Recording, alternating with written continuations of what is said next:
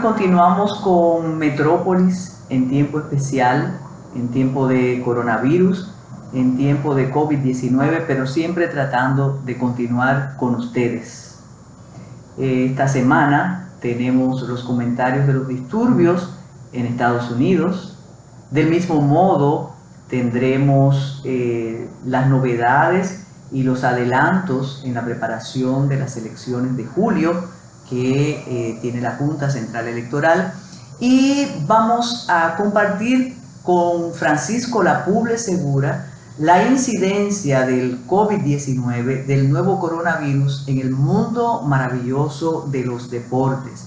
Una colaboración muy especial de ese amigo abogado, experto en deportes, experto en política internacional. Bueno, lo de experto no le va a gustar mucho, pero que agradecemos en demasía. Y como siempre, ready para exportar con Tayana Mora Ramis.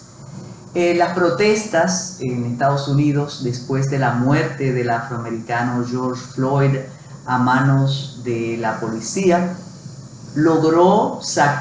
expuso a multitudes de protestantes en todos los estados de los Estados Unidos, y las protestas también se extendieron a otras ciudades del mundo.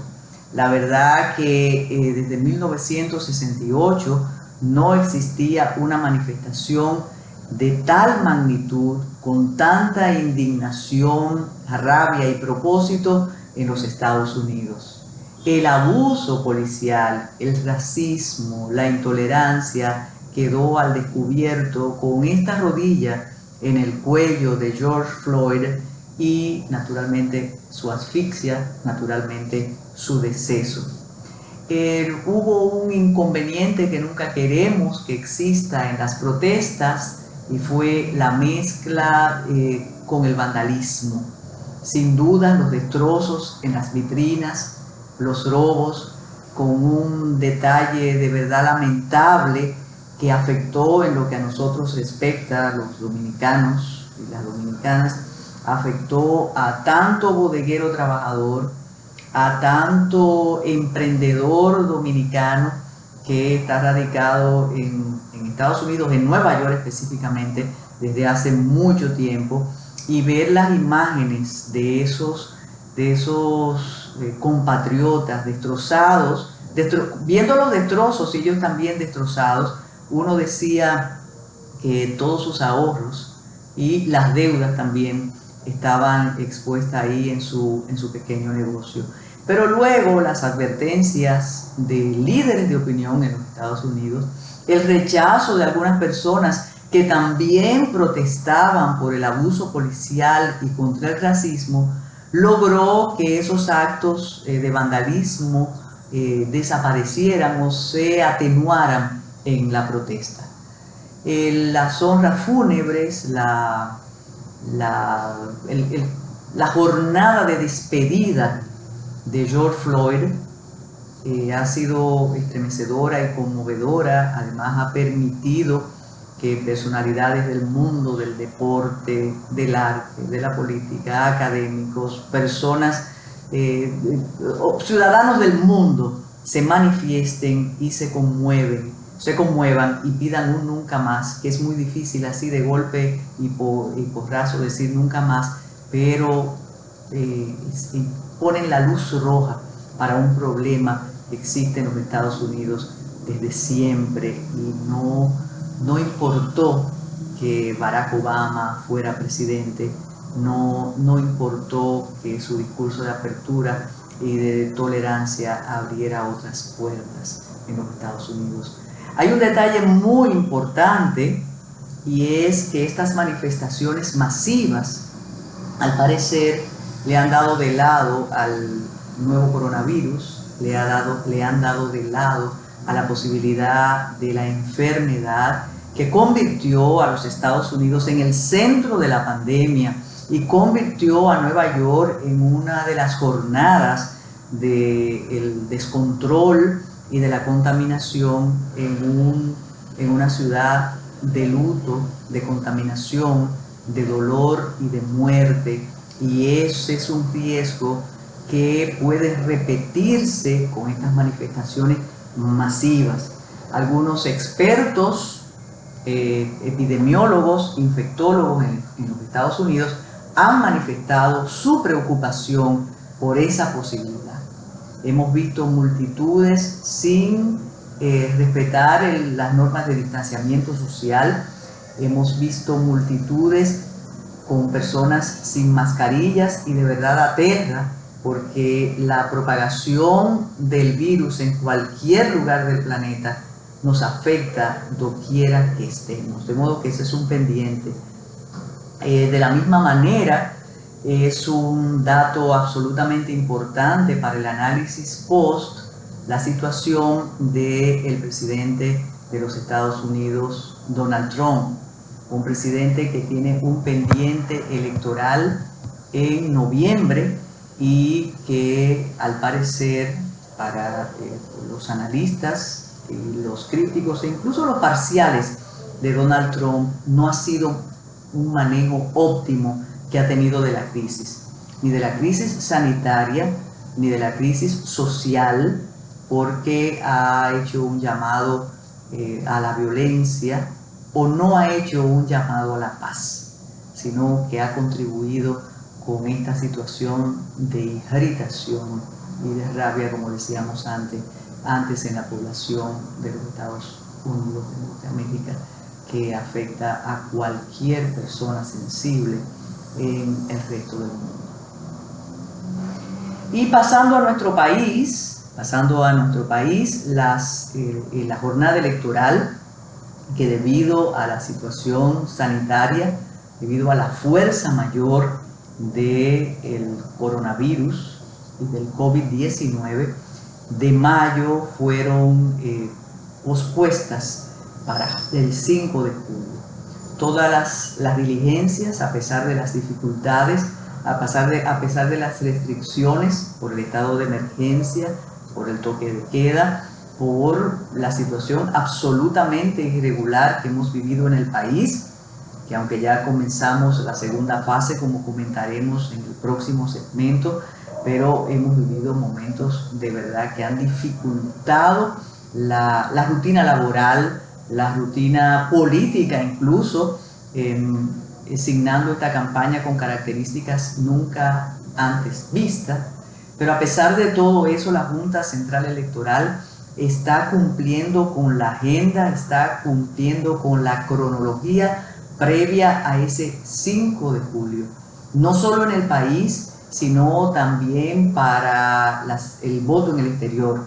El voto en el exterior, que fue motivo de preocupación, no porque la Junta Central Electoral no estuviera haciendo las diligencias correspondientes, que la estaba haciendo desde el año pasado, sino porque la pandemia provocó un antes y un después en esas diligencias, un antes y un después en todo ese trabajo hecho por la Junta Central Electoral, por la Dirección del Voto en el Exterior, en todas las circunscripciones donde se votará el 5 de julio. Naturalmente, y hay un detalle que quizás algunos sectores de la opinión pública no comprenden muy bien, y es que la Junta no puede obligar a un estado, a una ciudad, a imponer su protocolo y su rutina si no es autorizada a ello por las autoridades locales.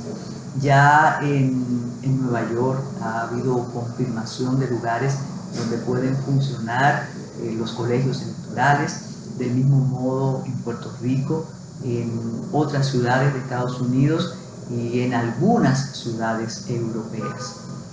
Esta semana el Pleno de la Junta Central Electoral visitó la editora Corripio para estar atento a la impresión de las boletas electorales, y ya ese es un pendiente que está listo, ya las boletas están dispuestas, del mismo modo las boletas que serán utilizadas en el voto en el exterior, y el viernes pasado fue impreso el padrón a utilizar en todo este proceso que tendrá su culminación el 5 de julio y en el caso de que las circunstancias lo ameriten, en una segunda vuelta también establecida en la proclama de la Junta Central Electoral el día 26 de julio.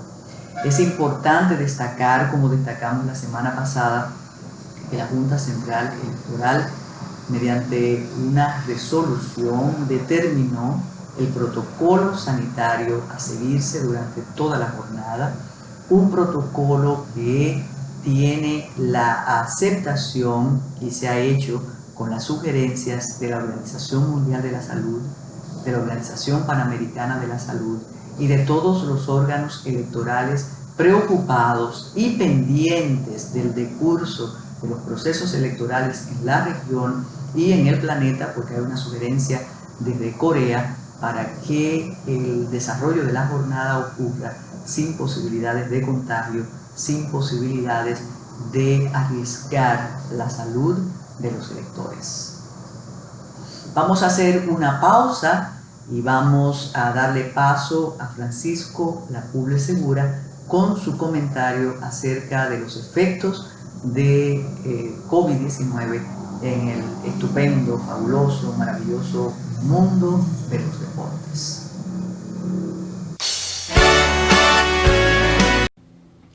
Un saludo a toda la audiencia querida de Metrópolis. Se me ha pedido que hable un poco de la situación del deporte a propósito de la pandemia y cómo ha impactado el COVID-19 en los diferentes aspectos que tienen que ver con el desarrollo de la actividad deportiva.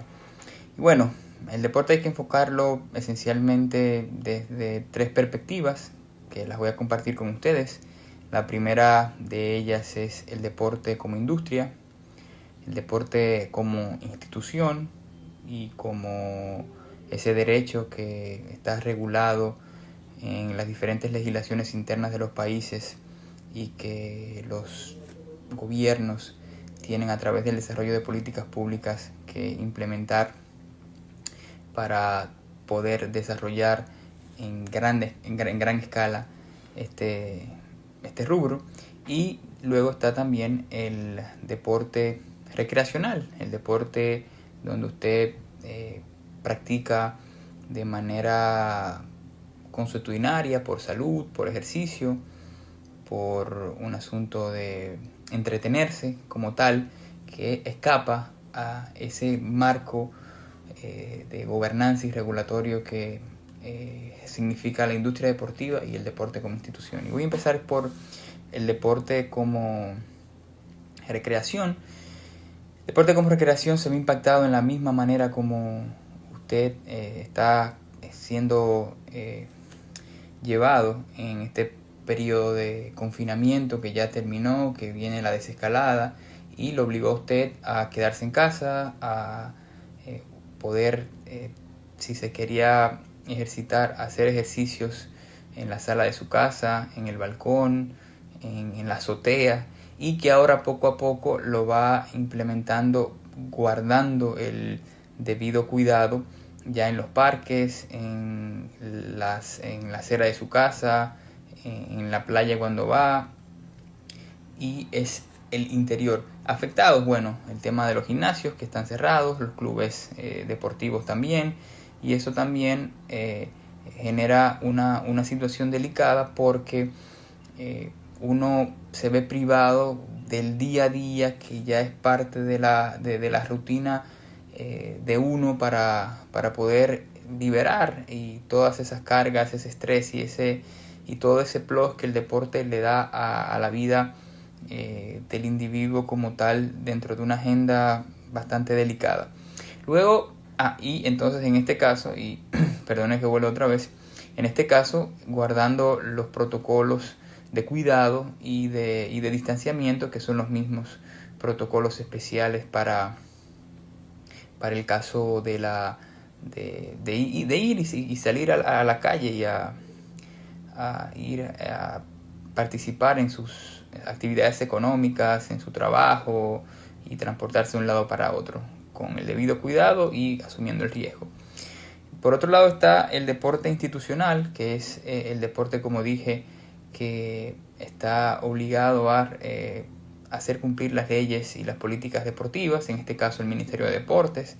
El Ministerio de Deportes y de diversas instituciones que forman el Consejo en General de Deporte de la República Dominicana ya está trabajando con protocolos para poder implementar la vuelta a las actividades, para que se reabran los entrenamientos de los deportistas amateurs de alto rendimiento, para poder poner a punto las instalaciones y que esas instalaciones puedan ser usadas en el estricto apego de los protocolos también, para evitar futuros contagios, que es lo que se quiere evitar. Y está llamado a que en este mismo clima se necesite un trabajo más organizado, de una planificación y de una visión que siempre ha sido un reto para todas las instituciones en la República Dominicana. Yo creo que el COVID ha empujado a que de manera obligada nos manejemos mejor, y eso y si no nos manejamos mejor, están los resultados ahí. Por eso incluso de la manera como usted comunica las cosas es incluso hasta fundamental en este caso, para no quedar en evidencia ni reflejar mediocridades y desaciertos que ahora mismo salen bastante caros. Y en el tema de la industria, bueno, la industria son las grandes ligas profesionales en el mundo. Hemos visto como hay ligas profesionales como la Bundesliga alemana, que ya definitivamente pudo ser la pionera en superar toda esta fase de confinamiento y poder volver a la competencia. Lo están haciendo y lo van a lograr hacer también la Liga Española, que comienza en apenas días, la Liga Inglesa también. Y en el caso del baloncesto de la NBA, justamente ya en esta semana los dueños de equipo aprobaron la propuesta del comisionado Adam Silver para poder reabrir la NBA en un formato súper interesante. El 31 de julio comienza la NBA, donde algunos equipos van a concentrarse en el complejo de Disney en Orlando y van a entonces llevar la temporada, y a partir de esa sede, en esa única sede, poder concentrar a todos los equipos y que la temporada culmine de acuerdo al calendario con un posible séptimo juego de la final el día 12 de octubre, si es necesario jugarlo. El deporte se ve impactado, el deporte está siendo impactado en lo económico, en lo social, en lo psicológico. Todavía no sabemos, no hay certeza de cuándo el público volverá. Los esquemas están siendo totalmente modificados y ese es el gran reto. Ese es el gran reto que se está en este momento enfrentando.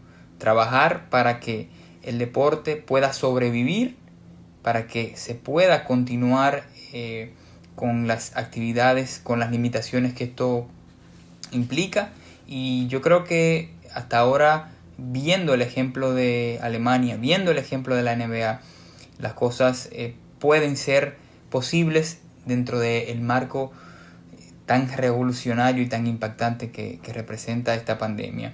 La República Dominicana tiene retos importantes, y es tratar de mantener el deporte amateur y también el trabajo que se está haciendo con nuestros atletas de alto rendimiento de cara a Tokio 2021. El apoyo del empresariado tiene que ser fundamental.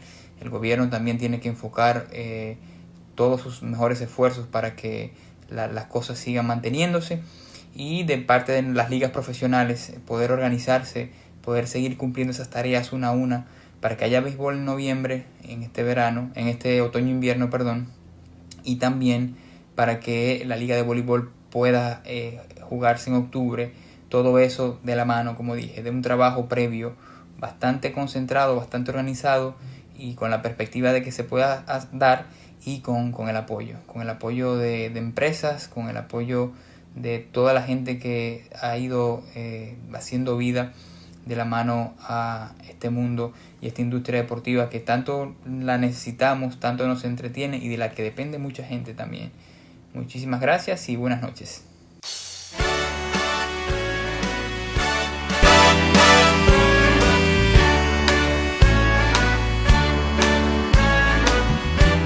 El gobierno inició la segunda fase de la desescalada esta semana, para alegría de muchos, de muchas, para preocupación de más, porque esta es la fase más delicada, si no asumimos las medidas con la seriedad y la responsabilidad que amerita, el riesgo puede ser mortal, tal y como ha dicho el ministro de la Presidencia, Gustavo Montalvo.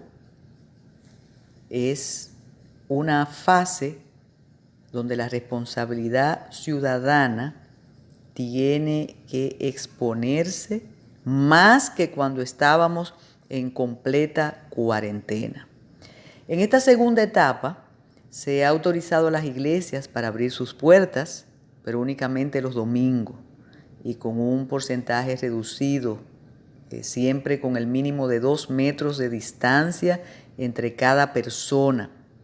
En el caso de las iglesias adventistas y otras que celebran sus cultos los sábados, se permite que inicien con un servicio religioso por semana.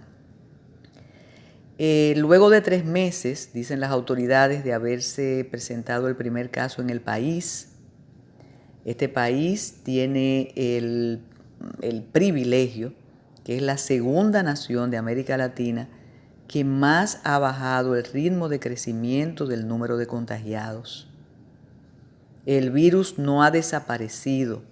No es el momento de relajarse. Es el momento de convivir con el COVID-19, ha dicho Gustavo Montalvo. Ahora estarán abiertos los centros comerciales, pero permanecerán cerradas las áreas de alimentos, las áreas de juegos, las salas de recreación, a fin de evitar lo que sí está más que establecido, que propicia el contagio, que es el aglomeramiento. En el caso de los autobuses y minibuses del transporte interurbano, inician sus operaciones, pero usando el 60% de los asientos, siempre con distanciamiento entre los pasajeros y siguiendo los protocolos correspondientes. Sobre los permisos de circulación de las personas en horario de toque de queda, esa excepción es aplicable solo a empleados o a empresas que por su objeto laboran 24 horas o por el trabajo que durante la noche sea absolutamente necesario. Pero lo cierto es que con esta segunda fase, que permite que las microempresas de entre 1 y 10 empleados trabajen con su totalidad, con la totalidad de empleados, que las empresas pequeñas que tienen entre 11 y 50 empleados utilicen el 75%. Con esta etapa, lo que se necesita es asunción absoluta de la responsabilidad de cada uno de nosotros. Y eso es imprescindible para evitar lo que ha pasado en otros países, que la apertura ha sido desafortunadamente fatal. La estadística del inicio de semana, que permitió ya el inicio de la segunda fase de la desescalada, decía que había en el Ministerio de Trabajo 90.630 solicitudes de suspensión de contratos de trabajo de 51.741 empresas que afectan a 905.121 empleados. Esto indica la satisfacción de la reintegración y la posibilidad de dinamizar, quizás no como ameritaría luego de una crisis como la que hemos vivido, pero sí la posibilidad de comenzar a dinamizar la economía. El turismo, la apertura del turismo, es a partir del 1 de julio. Y el sector turístico está muy entusiasmado y dice que nosotros podremos levantarnos y podremos volver a ser lo que hemos sido en el aspecto turismo, no solo en la región, sino en el mundo.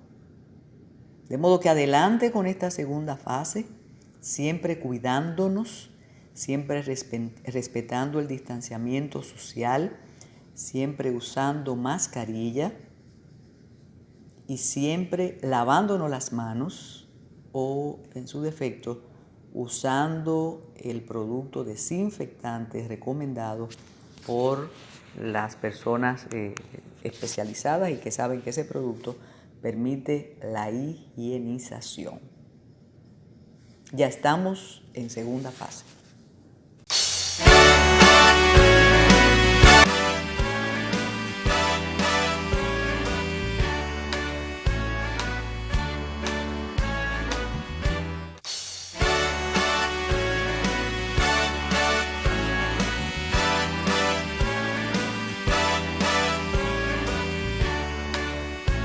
Muy buenas amigos de Ready para Exportar y de Metrópolis.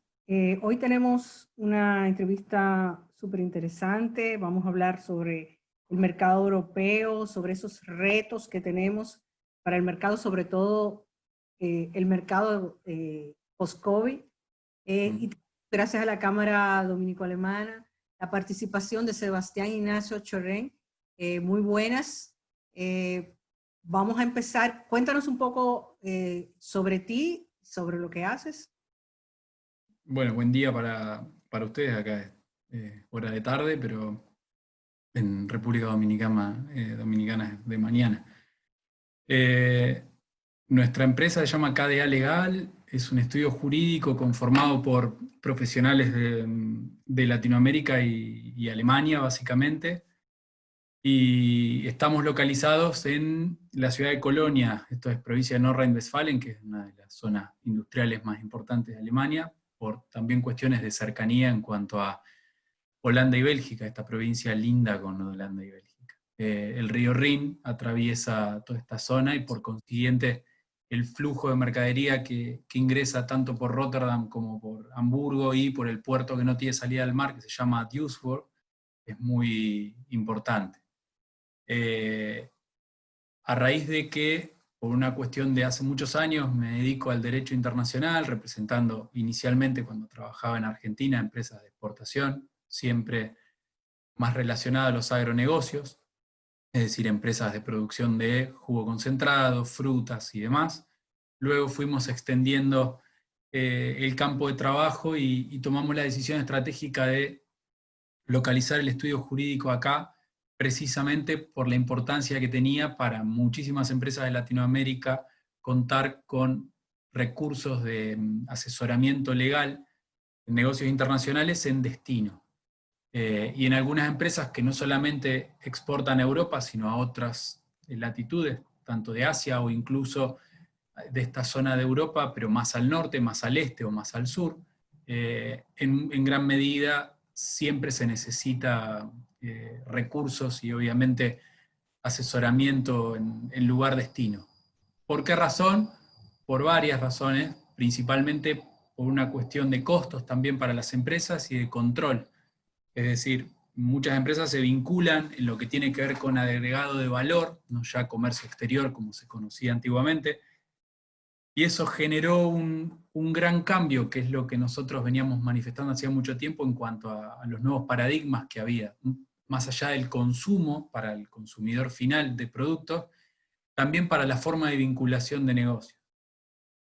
Eso hizo que a nosotros nos permitiese estar en contacto directo con empresas exportadoras y empresas que están situadas acá en Alemania o en esta zona de Europa, como mencionaba antes, que en muchos casos son o productores de maquinaria o productores de Verpackung, es decir, no me sale la palabra, a veces tengo problemas con los idiomas, hablando 3 idiomas todo el tiempo.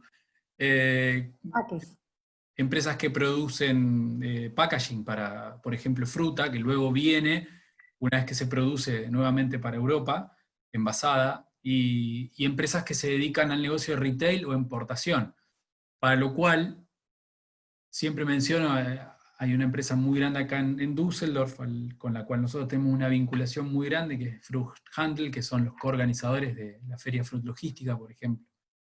Ellos tienen un magazine muy grande donde gran mayoría de sus asociados son empresas de esta zona de Europa, de índole retail, importadores y demás, donde precisamente nosotros escribimos reportes de manera asidua, y donde explicamos un poco qué está pasando respecto de la forma de producción, negocios y demás desde Latinoamérica con vinculación hacia Europa.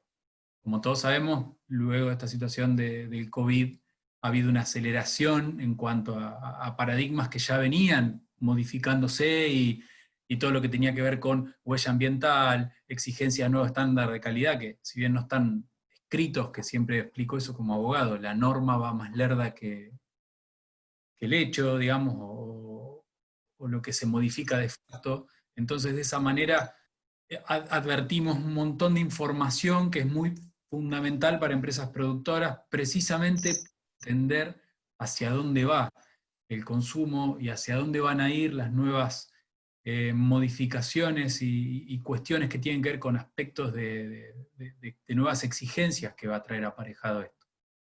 Sí, antes de que hablemos de esas tendencias, vamos a ubicar un poquito al público, porque a veces uno piensa que ir al mercado europeo, América Latina y el Caribe tienen un espacio, y normalmente tú encuentras esas grandes empresas muy concentradas en Asia, en Estados Unidos, en otros mercados.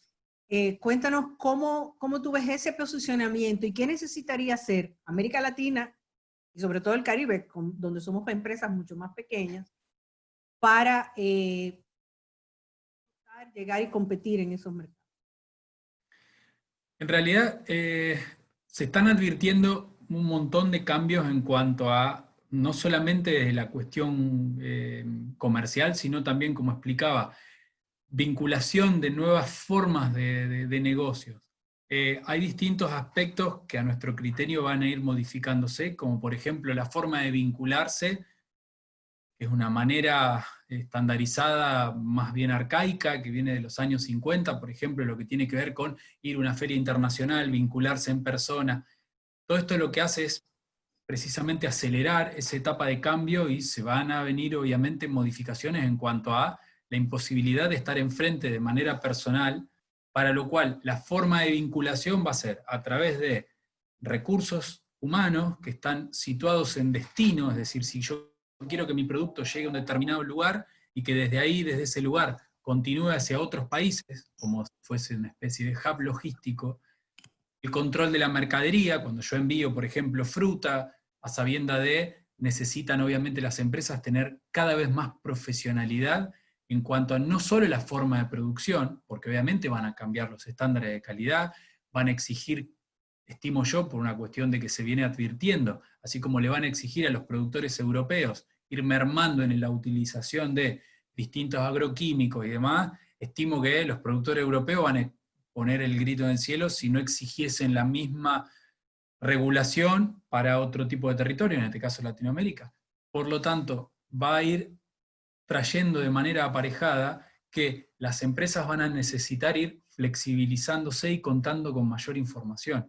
Cuando nosotros les explicamos a nuestros clientes y a potenciales clientes la importancia de por qué vincularse contractualmente de manera eficiente, por qué obtener información previo a hacer negocios, incluso empresas que hacen negocios con importadores hace años, pero no quiere decir que el importador en algún momento no tenga un inconveniente de pago o una renegociación, como se está advirtiendo ahora, porque hay merma de compra, porque algunos productos consumen menos, porque en otros exigen normativas distintas, para lo cual va a ser fundamental precisamente esa idea de conocimiento, de información, de predicción y de entender para dónde va el mundo. ¿Qué quiero decir con esto? Ante esa situación genera una enorme oportunidad para países del Caribe y para países productores de alimentos, básicamente. Los alimentos, digamos, siempre van a ser productos esenciales, para lo cual ¿pueden haber modificaciones? Sí, claro, van a haber de hecho modificaciones y regulaciones, pero lo que también deben entender, en toda una humilde opinión, quienes producen, es precisamente la forma de vinculación, no solo la producción en sí misma y hacia dónde llegar, sino en el cómo. Es decir, va a ser tan importante tener recursos en lugar destino o asociarse con un determinado comprador, para lo cual, como decía mi abuela, prevenir es curar, digamos. Si yo sé quién me va a comprar, y sé cómo paga, y sé a quién le compra, y dónde está mi competencia, y dónde está localizado, y por qué, y desde ahí que mi producto pueda llegar hacia otro destino, hacer base en un lugar, precisamente va a generar que incluso empresas pymes, digamos, nosotros asesoramos esencialmente empresas pymes, van a obtener una forma y una capacidad de crecimiento muy grande. Pero, digamos, es como digo siempre, si no hay una inversión en cuanto a recursos y a conocimientos, muy difícilmente las empresas logren esa flexibilidad de posicionamiento de su producto.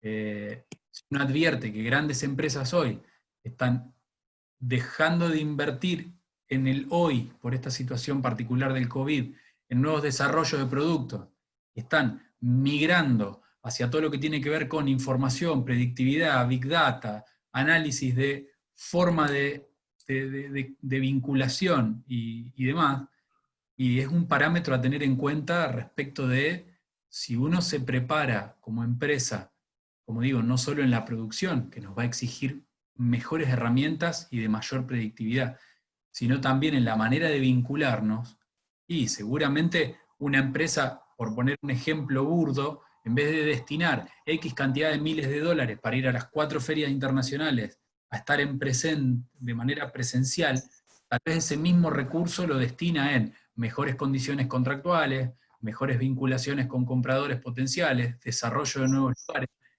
y una cosa no inhabilita a otra. Es decir, un técnico o consultor en comercio internacional no va a invalidar a un técnico consultor en derecho o en formas de vinculación, o, digamos, estamos asistiendo a una aceleración de nuevos paradigmas que ya existían.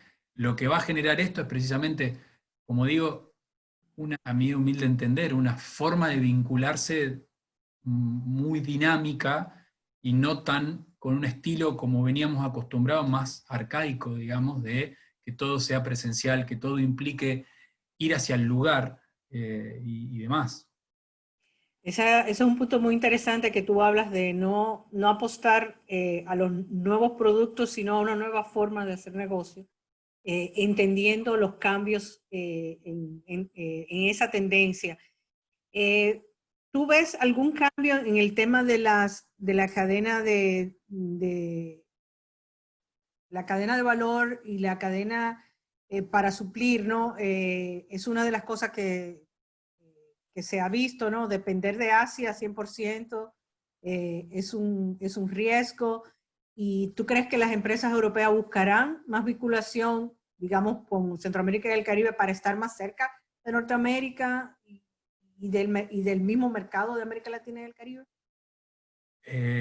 Yo creo que es muy disruptivo todo lo que está sucediendo, y ante esa disrupción es muy difícil predecir qué es lo que va a pasar en el corto plazo. Por la sencilla razón de, si uno ve cómo están actuando los países, incluso de manera interbloque, es decir, dentro de Comunidad Europea, dentro de Mercosur, distintos, CARIFORUM, obviamente, incluso dentro de una misma regulación y un mismo mercado y demás, se están viendo formas de tratamiento diferentes. Para lo cual, si hay algo que nos muestra hoy, es precisamente, por un lado, que en gran parte Asia son sociedades que crecieron mucho en muy poco tiempo. Si uno analiza el crecimiento que ha tenido la comunidad asiática toda, pero me refiero a los países más desarrollados, han crecido enormemente y se encuentran muy preparados ante esta situación tan disruptiva. Y hay modelos, incluso europeos, que son más arcaicos en ese aspecto. Si vamos al lugar de que se cierran fronteras y demás, las cadenas de suministro se han visto afectadas en algunos casos. Para lo cual desconozco, porque honestamente desconozco si el mundo va a migrar a dejar de consumir productos que se hacen en Asia, principalmente China y ese tipo de países. Cuando uno dice Asia no es solamente China. Tal vez no va a ser de manera inmediata. Lo que yo estoy planteando tiene que ver con la forma de vinculación y la forma de producción que a Latinoamérica lo puede posicionar en gran medida por el tipo de producto que se elabora. Estamos hablando esencialmente de alimentos. Para lo cual hay que estar muy atento en cuanto a esa situación, e ir leyendo qué es lo que va a ir modificándose en toda esta situación digamos, COVID, por mencionarla de alguna forma.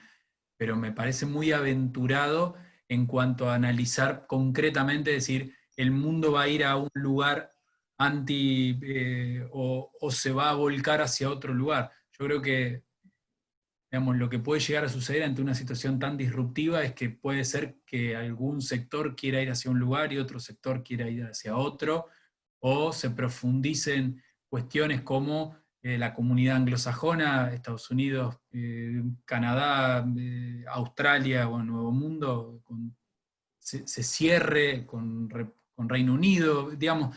Yo creo que geopolíticamente van a acontecer algunas cuestiones que difícilmente las podamos predecir ahora. A mi criterio sería una cuestión que se va a ir advirtiendo más en el mediano plazo. Bien, vamos a hacer una pausa y cuando volvamos a hablar sobre esos cambios que tú ves, donde dices que debemos apuntar la parte contractual, la parte de tener a alguien en el mercado que te promueva y que te defienda y que ayude a las relaciones. Vamos a hacer una pausa y enseguida volvemos.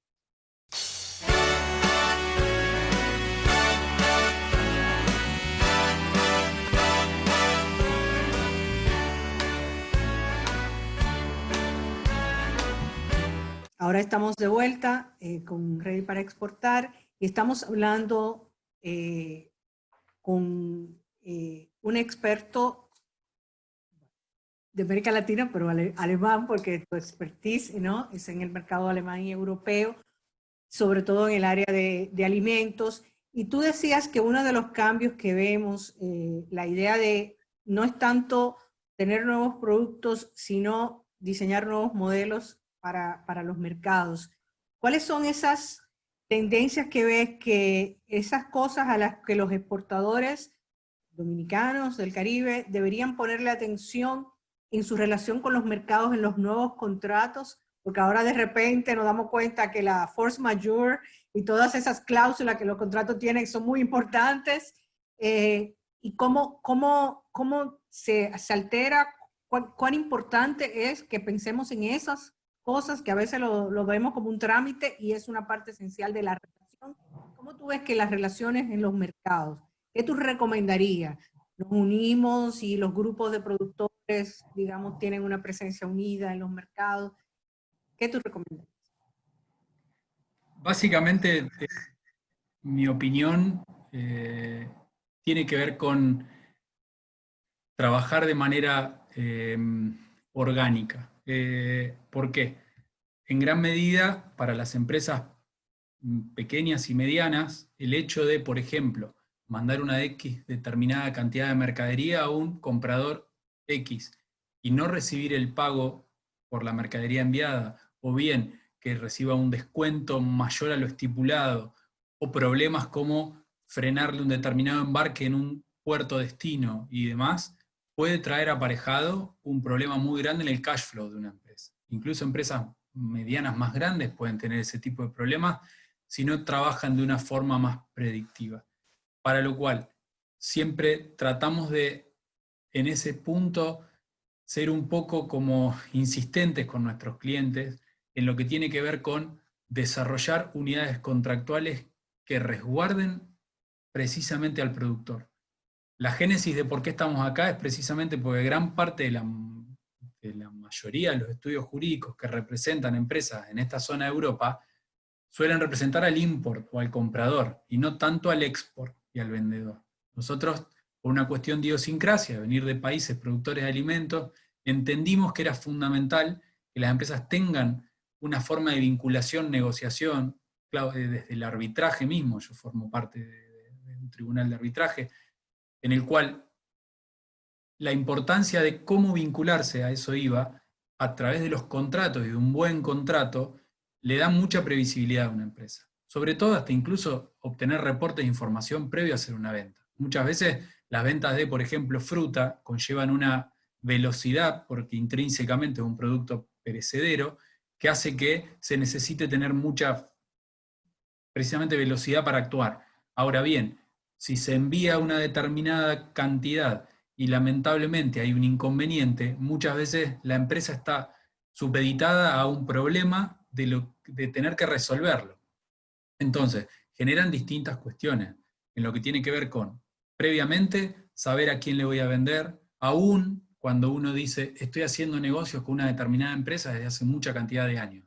Sí, bien, pero habría que entender que pueden haber nuevos nichos de mercado o bien traspasar esa barrera. Siempre digo lo mismo, es muy complejo producir y llegar a un intermediario, otro intermediario, otro intermediario, que luego el producto arriba al consumidor final. Hay maneras de vinculación más dinámicas, sobre todo hoy, que, vuelvo a insistir, muy disruptivo, en el cual se ven online shop y un montón de formas de venta que van a exceder lo que es el determinado mercado natural, que era un exportador le vende a un importador, va a un retailer y luego el consumidor final lo compra. Va a haber nuevas opciones de vinculación que van a traspolar eso, para lo cual quien vende debe saber a quién y por qué y de qué forma.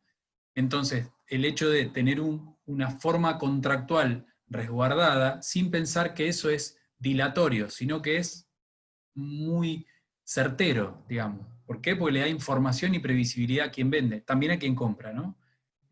Porque va a exigir, obviamente, lo que esté estipulado. Pero sí, adentro de un contrato debieran estar determinadas ese tipo de cuestiones que han ido apareciendo, como bien usted manifestaba recién, respecto de fuerza mayor y paralelamente teoría del esfuerzo compartido. Yo, por una cuestión de donde vengo, Argentina, tuve una crisis muy grande en el 2001 y post-crisis empezaron a ver ese tipo de cuestiones disruptivas que tenía que ver a nivel jurídico, cómo solucionar, alguien que tenía que pagar con alguien que tenía que cobrar, y estaban ambos en una situación muy complicada. Bueno, generó una situación de decir un nuevo paradigma que se denominó teoría del esfuerzo compartido. Eso también aparece, nuevas renegociaciones, pero si no hay un contrato estipulado o un contrato que sea flexible, que permita una nueva renegociación ante una situación como la que estamos advirtiendo, lo hace muy complejo para el productor en este caso. Entonces, trayendo luego a eso aparejado, va a generar, como bien usted planteaba, el hecho de, por ejemplo, la situación de que distintas empresas, aún siendo competidoras porque producen un determinado producto, o empresas que por una cuestión estacional producen un producto en una época y otro producto en otra, necesiten tener una vinculación con alguien en destino que haga las veces de contralor de quien compra, o bien, digamos, desde la parte de representación legal, comercio internacional y demás. Pero precisamente por lo que explicaba antes, hoy estamos ante una imposibilidad de hasta poder viajar, para lo cual esa forma de vinculación que va a variar, también va a hacer necesariamente variar la manera de vincularse contractualmente con quien compra un determinado producto, para lo cual va a exigir una determinada forma de vinculación a través de distintas figuras jurídicas y luego de cómo resolverlas ante una situación, por ejemplo, de disputa. Algo fundamental que está pasando hoy, que es, por ejemplo, resolver una disputa o bien una renegociación a través de un arbitraje, es decir, de un laudo arbitral, y se hace de manera online. Históricamente los arbitrajes han sido muy costosos por una cuestión de tener que trasladarse, elegir determinada cantidad de posibilidades de cómo hacerlo, y hoy se están haciendo de manera virtual, para lo cual imaginemos cuánto acelera un proceso normalmente en cuanto a la comparación de lo que es un proceso judicial típico. Si bien acá en esta parte de Europa los procesos judiciales son bastante más abreviados, tienen una determinada cuestión de tiempo procesal que es ineludible. Para insistir en esto, a nuestro criterio, las empresas tienen una oportunidad muy grande desde la vinculación y desde la parte de cómo desarrollar nuevos negocios y de cómo estar preparados en cuanto a ese tipo de oportunidades. Entendemos así que es muy potencialmente importante. Bueno, muchísimas cosas más que comentar, pero lamentablemente se nos ha acabado el tiempo.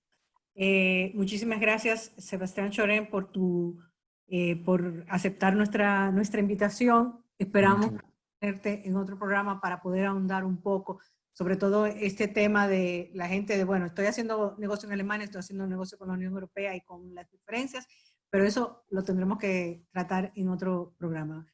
A ustedes muchísimas gracias por su sintonía y los esperamos la próxima semana en Ready para Exportar y en Metrópolis.